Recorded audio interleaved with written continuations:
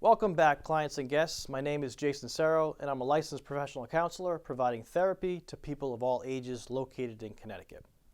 My videos are designed to educate and empower you to make informed decisions about your mental health. Please like the video, subscribe, and pass this along to friends and family if you think it will help them in some way. As we move into the new year and think about the relationships we have, taking a closer look at them to really determine if they're healthy or not can be a great way to start the new year. Oftentimes, we are not consciously aware of how unproductive, unhealthy, and even toxic our relationships are and can get caught up in what's referred to as a drama triangle. If you're not actually participating in this triangle, it's a relatively safe assumption that you know someone who is. The drama triangle was originally developed by Dr. Karpman, in which he established 3 roles that people participate in to manipulate others for self-gain. Dr. Karpman calls these roles the victim, a one-down position, the persecutor, a one-up position, and the rescuer, another one-up position. I want to be as clear as possible.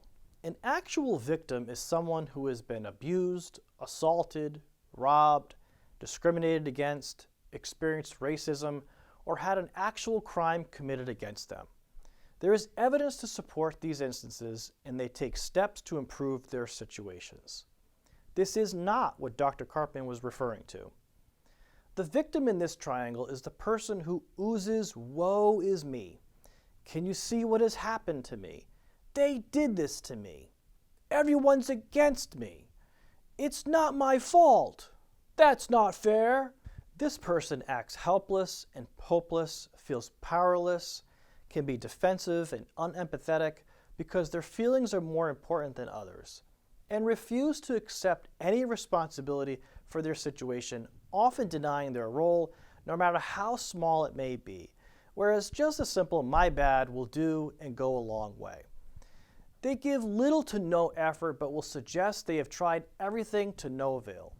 They can be "yeah butters," often saying "yeah but" when others offer a solution to the problem.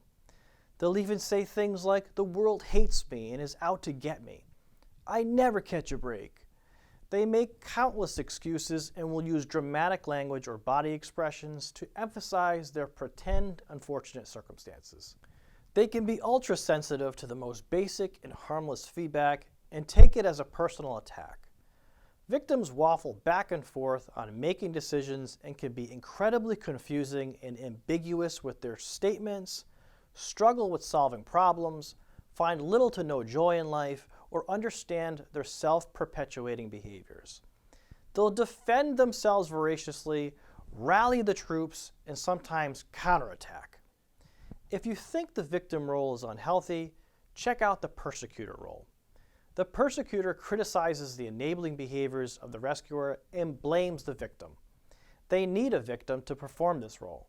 This person is usually the know-it-all, the smartest person in the room type, and they're not shy about telling you in one form or another. They will shout from a mountaintop how much it's your fault, blame you for not following their ways, and be the "I told you so" type while shaking their heads in contempt. They want to keep the victim down, focus more on being right, and fear becoming a victim themselves. They can be controlling, rigid, disrespectful, and downright nasty. They offer no real solutions to the problem as they stick their chest out while posturing on their high horse. The third and final role is the rescuer. The rescuer wants to solve your problems for you while mostly being inattentive to their own life. They often place themselves in the caretaking role, even if it's unwarranted, and need to help others to feel worthy or good about themselves. Rescuers use guilt and leverage to keep their victims dependent and are often codependent and enabling. Enabling allows the rescuer to continue feeding a selfish need to continue to prop up their self-worth. Rescuers can overwork themselves to exhaustion, can act like a martyr, and fester with resentment. "After all I've done for you, this is how you treat me?" They're that person that you will refuse to accept their help or assistance from because you know the headaches that come along with accepting their help. An important distinction to make is that the rescuer and peacekeeper role, which is not part of the triangle, can have some overlap, but the peacekeeper is more inclined to do what it takes for the conflict to end or have a positive resolution. The peacekeeper will have little to gain and mostly wants to see harmony. The rescuer seeks out some sort of benefit from their efforts, and that's usually the attached stipulation or catch that comes into play. So how do we take this information and make use of it?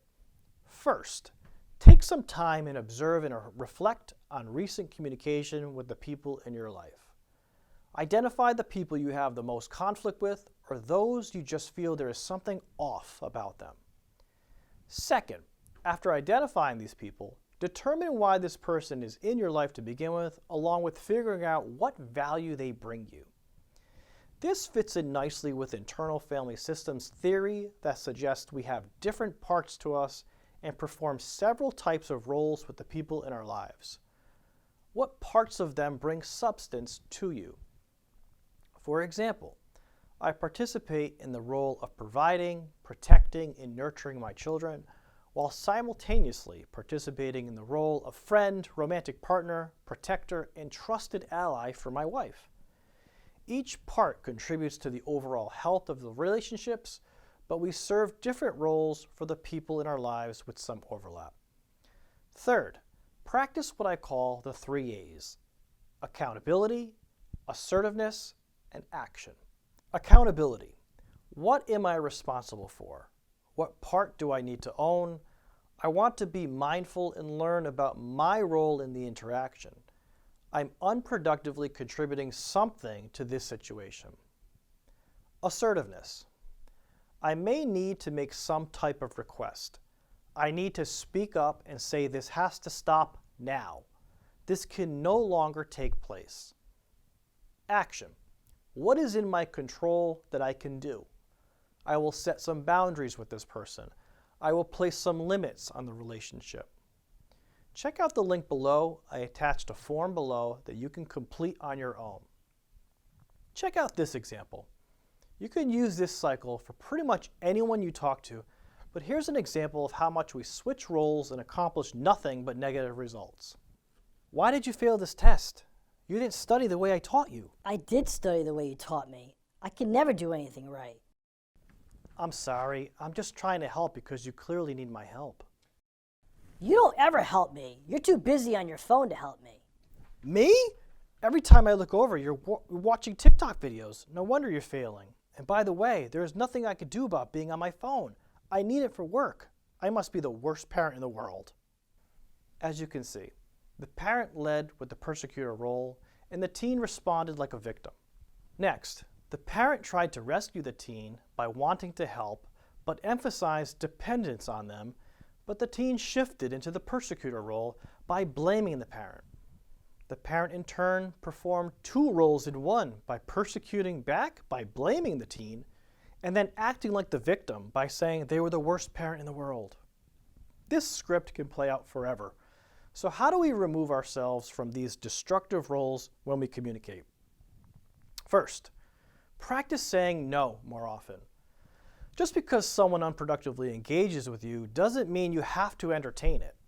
If you are a rescuer, practice strengthening your self-esteem by stopping the self-abandonment.